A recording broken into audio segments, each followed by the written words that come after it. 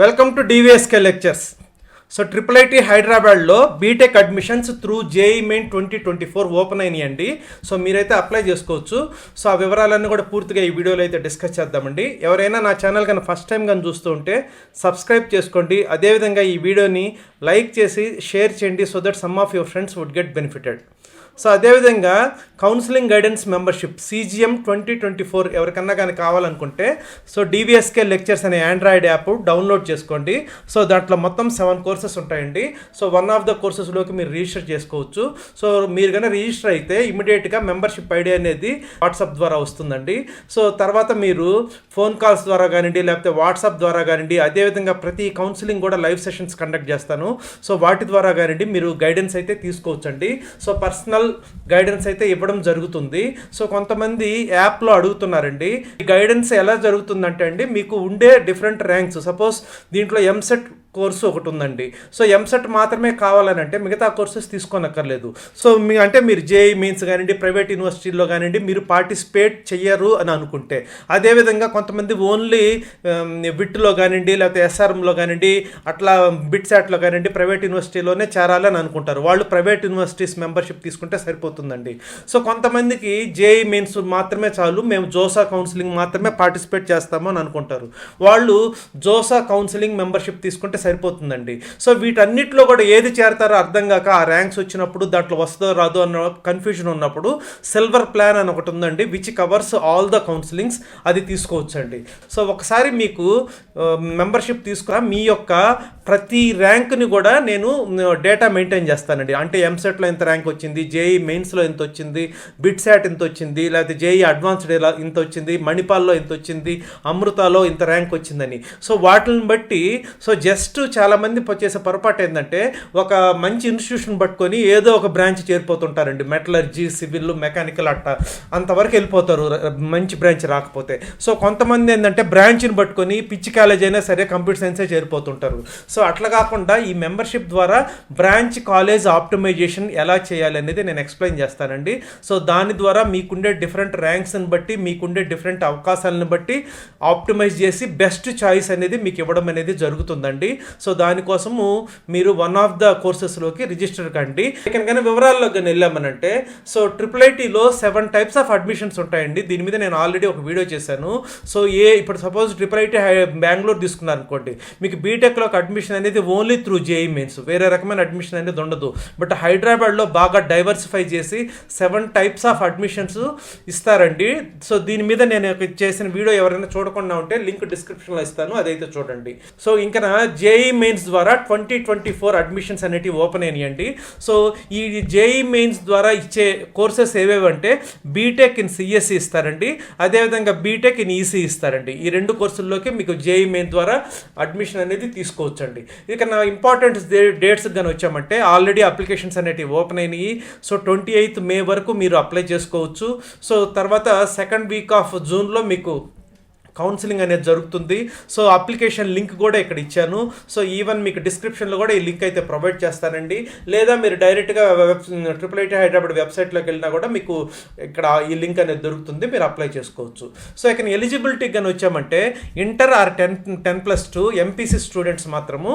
So 60% marks ఉంటే వాళ్ళు eligible to apply అండి. సో జేఈ మెయిన్ 2024 ర్యాంక్ ఉండాలండి. They are eligible to apply through JEE Main 2024 mode అండి. So ఇక నా అప్లికేషన్ ఫీ కానీ వచ్చామనంటే సో 2000 రూపీస్ అండి అప్లికేషన్ ఫీ. గర్ల్స్కి అయితే 1000 రూపీస్ అండి. ఎందుకంటే ఇది డైవర్సిటీ ఎంకరేజ్ చేయడం కోసము సీట్స్ కూడా కొన్ని గర్ల్స్కి రిజర్వ్ చేసి ఉంటారు. అదేవిధంగా అప్లికేషన్ ఫీ కూడా 1000 రూపీస్కే ఇస్తారండి. సో ఈవెన్ గర్ల్స్కి ఈవెన్ పెద్ద ర్యాంక్స్ వచ్చినా కూడా అడ్మిషన్ అనేది దొరుకుతుందండి. సో ఇక నెంబర్ ఆఫ్ సీట్స్ విషయానికి కానీ వస్తే as I said already computer science and ఇంజనీరింగ్లో 100 సీట్స్ ఉంటాయండి. సో దాంట్లో కామన్ పూల్ అంటే బాయ్స్ కానీ గర్ల్స్ కానీ చేరొచ్చు. 75 సీట్స్ ఉంటాయండి. 25% ఆఫ్ ద టోటల్ సీట్స్ అంటే 100లో ఒక 25 సీట్స్ మాత్రము డైవర్సిటీ పూల్ కింద ఇస్తారు. అంటే డైవర్సిటీ పూల్ అంటే ఓన్లీ గర్ల్స్ స్టూడెంట్స్కి ఇస్తారు. అదేవిధంగా ఈసీ తీసుకుంటే మొత్తము 70 సీట్స్ ఉంటాయండి. సో కామన్ పూల్ బాయ్స్ కానీ గర్ల్స్ కానీ చేరేటువంటి కేటగిరీలో 52 సీట్స్ ఉంటాయి. 18 సీట్స్ వచ్చేకి డైవర్సిటీ పూల్ ఉంటుందండి. సో టోటల్ తీసుకుంటే 170 సీట్స్ అంటే 2 బ్రాంచ్లు కలిపి 127 కామన్ పూల్ కింద ఉంటాయి, 43 డైవర్సిటీ పూల్. సో ఈ డైవర్సిటీ పూల్ ఏంటంటే సో గర్ల్స్ ఎవరైనా చేరొచ్చు అంటే లేదండి. సో గర్ల్స్ స్టూడెంట్స్ ఎవరైతే 99% కన్నా ఎక్కువ ఉంటుందో అంటే టాప్ 1% ఉండాలండి. సో 99% కన్నా అబవ్ ఉన్న వాళ్ళు మాత్రమే eligible to take admission through diversity pool అండి. సో ఈ కామన్ పూల్లో మాత్రం ఇంకా మిగతా వాళ్ళు ఎవరైనా కానీ చేరొచ్చండి, బాయ్స్ కానివ్వండి గర్ల్స్ కానివ్వండి. సో ఒకవేళ గర్ల్స్ 99% కన్నా తక్కువ ఉంటే వాళ్ళు they can take admission through common pool. So ఇక last 5 years cut off ranks తోటి నేను ఒక వీడియో అయితే చేస్తున్నానండి. ఎవరైనా ఆ వీడియో చూడకుండా ఉంటే ఆ వీడియో చూడండి. సో 2019 నుంచి 2023 వరకు సిఎస్సి కట్ ఆఫ్ ర్యాంక్స్ కానివ్వండి, ఈసీ కట్ ఆఫ్ ర్యాంక్స్ కానివ్వండి, through JEE mains mode IIIT హైదరాబాద్కి ఏ ర్యాంక్ వరకు వచ్చినాయి ఈ 2 బ్రాంచ్లు అనేటిది నేను వీడియో అయితే చేస్తున్నాను. ఆ వీడియో యొక్క లింక్ అయితే డిస్క్రిప్షన్లో ఇస్తానండి. ఎవరన్నా చూడకుండా ఉంటే చూస్తే మీకు కొంత క్లారిటీ అనేది వస్తుందండి. సో అదేవిధంగా మీరు ప్రిఫరెన్స్ ఇచ్చేటప్పుడు కూడా చాలా జాగ్రత్తగా ఇవ్వాలండి. ఎందుకంటే ఇక్కడ బీటెక్ సిఎస్సి ఉంటుంది, బీటెక్ ఈసీ కూడా ఉంటుంది. మీరు ప్రిఫరెన్స్ ఇచ్చేటప్పుడు సపోజ్ బీటెక్ ఈసీ ముందు పెట్టారనుకోండి, నెక్స్ట్ బీటెక్ సిఎస్సి పెట్టారు. సో మీకు కానీ ఈసీ వచ్చిందంటే you have to take the admission, that's all. మీరు కానీ అడ్మిషన్ తీసుకోలేదంటే మీరు ఆ కౌన్సిలింగ్ ప్రాసెస్ నుంచి ఎగ్జిట్ అయిపోవాల్సిందే. అందుకని మీకు బాగా ఇంట్రెస్ట్ ఉంటేనే మీరు ఆ బ్రాంచ్ పెట్టండి. మీరు కంప్యూటర్ సైన్స్ అండ్ ఇంజనీరింగ్ మాత్రమే చేరదలుచుకున్నారనుకోండి, అప్పుడు మీరు చాయిస్ ఓన్లీ సిఎస్సికి మాత్రమే ఇవ్వాలి. ఎందుకంటే మీకు ఈసీ ఇంట్రెస్ట్ లేదన్నప్పుడు ఈసీ అసలు పెట్టకండి. లేదా ఓన్లీ ఈసీ చేరాలనుకున్నారు అనుకోండి, అప్పుడు ఓన్లీ ఈసీ మాత్రమే పెట్టండి. అంతేకానండి, ఎందుకంటే మీకు ఏదైతే మీరు ప్రిఫరెన్స్ పెడతారో అది కానీ వచ్చిందంటే మీరు కంపల్సరీగా అడ్మిషన్ తీసుకోవాల్సిందే ఫీజు కట్టి. అదర్వైజ్ మీరు కౌన్సిలింగ్ నుంచి తీసివేయబడతారు, అది గుర్తుపెట్టుకోండి.